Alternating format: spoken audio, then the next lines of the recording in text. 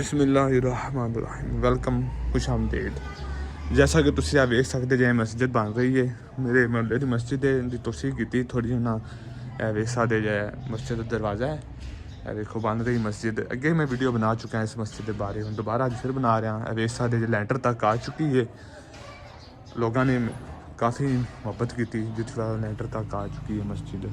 तो वेख सकते जे लैंटर तक आ गई है, तो हुण भी तुसीं सारे तावन करो बढ़ चढ़ के, ताकि इनू जल्दी तो जल्दी पूरा किया जा सके। क्योंकि सरिया सीमेंट बजरी रेता चाहिए ताकि लैंटर पै सके जल्दी जल्दी।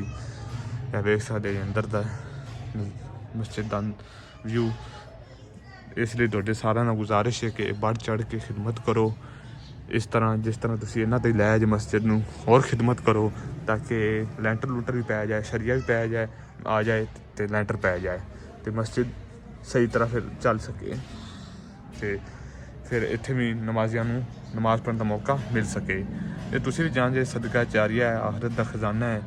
ये मस्जिद की जिन्नी तुसीं खिदमत करोगे, ये कबर च भी कम आना है, आखिरत च भी कम आना है। ये तो तुहानूं सारिਆਂ ਨੂੰ पता है इस चीज़ का, इसलिए बढ़ चढ़ के खिदमत करो मस्जिद की। कोई 50 100 2 150 200 500 1000 जिन्ने भी दे सकते दो सारे बढ़ चढ़ के। कोई 50 100 200 1000 ना कुछ नहीं हो जाना, एडा वड्डा शहर है। 10 50 50 भी दो सारे, तो आराम ना पै जाना लैंटर।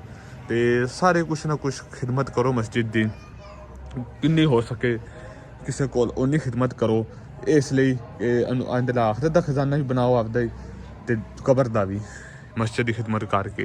कि इतने जिन्हें नमाज़ी पढ़नगे दोनों आखिरत कबर च भी सवाब आएगा, आखिरत च भी इस चीज़ का सवाब मिलेगा।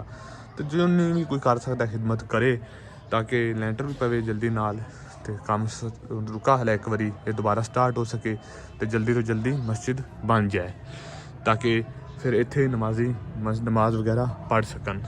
वे सारे मस्जिद का हिस्सा जरा बना है बनना है। तो तुसीं सारे भाई बढ़ चढ़ के खिदमत करो, आपदी आखिरत नूं सवारो।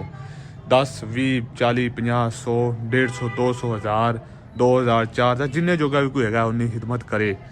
तुसीं खिदमत करोगे तो मस्जिद जल्दी बनेगी। रमज़ान तो पहले अल्लाह असीं भी चाहते हैं कि मस्जिद बने, तो उस बना रमज़ान तो पहले इनू बनाने वास्ते थोड़ी मदद की जरूरत है। जिन्नी तुसीं मदद करोगे उन्नी जल्दी ये मस्जिद बन जाएगी। तो उम्मीद करना तुसीं मेरी गल समझ गए होगे। तो अल्लाह सानू सारिਆਂ ਨੂੰ इस अमल करने की तौफीक अता फरमाए, इस मस्जिद में जल्दी जल्दी पूरा करने की तौफीक अता फरमाए।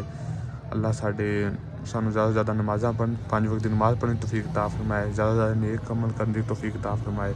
इस दे नाल मैनूं दिओ इजाज़त। आमीन सुम आमीन। आपदा बहुत सारा ख्याल रखा जे, दुआवां में याद रखा जे। अल्लाह हाफिज़।